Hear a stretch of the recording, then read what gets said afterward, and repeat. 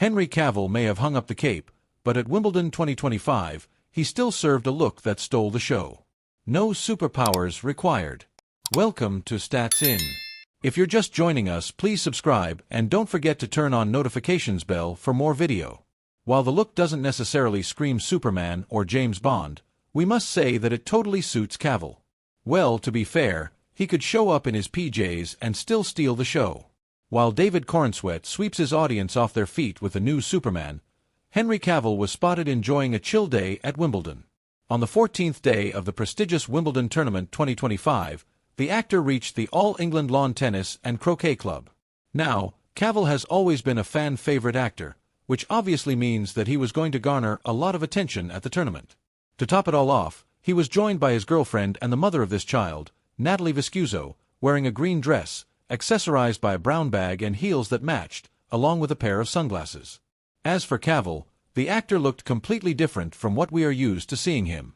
He donned a sharp blue tailored suit with brown shoes and a patterned tie. However, the spotlight fell above his shoulders as he rocked a beige hat with long hair. Check out the happy couple at Wimbledon 2025. Given his contribution to the Cavill legacy, it was natural for Corenswet to reach out for advice. However, Cavill had nothing to say to him except to enjoy the tenure. In fact, that was more or less the same advice Tyler Hoechlin had for Corenswet. At the London premiere of Superman, Corenswet revealed, via Beat 102-103. I had the pleasure of exchanging letters with two previous Supermans, Henry Cavill and Tyler Hoechlin. Both of them, interestingly, sort of said in their own words, "I'm not going to try to give you any tips."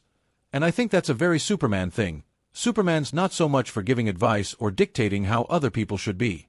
He also added, "They really just conveyed to me an encouragement and a sense of, have fun with it, which I think is Superman's way of doing it too." They were very encouraging and we had a lovely exchange. While Corenswet has discussed the role with them, he is yet to meet either of the two face-to-face. The day that happens, the internet will probably shatter. It has been a long time since Cavill hung up Superman's cape for good, only for David Corenswet to take over the character. Now, Cavill's iteration of the superhero divided fans into two very opinionated groups, but it goes without saying that the portrayal will always be considered iconic. Speaking of post-production, Cavill is a part of Rawson Marshall Thurber's superhero film, Voltron, based on the namesake animated series. The film also stars Sterling K. Brown, Rita Ora, Alba Baptista, and more. Finally, the one confirmed project we are all patiently waiting for, Enola Holmes 3. Cavill is reprising his role as Sherlock Holmes in the Millie Bobby Brown starrer directed by Philip Barantini. We last saw him joining forces with his sister in 2022, and it will be interesting to see what the Holmes sibling duo is up to next.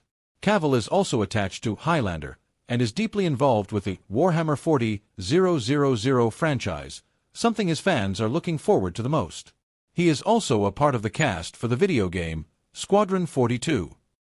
So, while Cavill enjoys his day at Wimbledon, his fans can rest be assured that he has a great lineup ready to go. Which of his upcoming projects are you most excited about? Superman is currently playing in theaters. So far, Cavill has had a great run in Hollywood and he clearly isn't in the mood to be stopping anytime soon. From Man of Steel to The Witcher, the actor has a plethora of unique roles in his filmography that are proof of his versatility. He will next be seen starring as John Gray in the action thriller, In the Gray, a film about two extraction specialists planning an escape route for a female negotiator. Directed by Guy Ritchie, the film is currently in post-production. James Gunn wants one particular Green Lantern as the focus of his upcoming show might put Batman's on-screen chemistry in danger. Welcome to Stats In. If you're just joining us, please subscribe and don't forget to turn on notifications bell for more video. After the success that Superman has witnessed within just a week of its release, director and co-CEO of DC Studios James Gunn has set his sights on the year of 2026. The next part of his plans deals with preparing for the Wonder Woman movie that's in the pipeline, and then it's the Lanterns. After the successful release of DCU's Superman, James Gunn will soon resume work on the upcoming projects in the DCU, including the highly anticipated series Lanterns. And with his interview on CBS Mornings, he revealed that the focus of this series will be on Jon Stewart's version of the Green Lantern. He said, "We go into Supergirl and Lanterns next summer. It's basically Jon Stewart's story in a lot of ways, but with those other characters. The other characters referred to in this interview were none other than Hal Jordan and Guy Gardner, the former already becoming part of the wider DCU story in Superman. While this news may be massive, it might not sit right with many Batman fans, simply because the chemistry between Hal Jordan as the main Lantern and Bruce Wayne's alter ego is a joy to witness. The inclusion of this Lantern becomes even more significant because he was one of the first black superheroes in DC's history. Therefore, it's paramount to do justice to its cultural significance and to Stewart's character in general. And with the recent interview, Gunn has revealed that his focus will be to tell the story of John Stewart, one of the big trifecta of Green Lanterns from DC Comics. In fact, actor Aaron Pierre has already been cast as the lead Lantern for the upcoming show.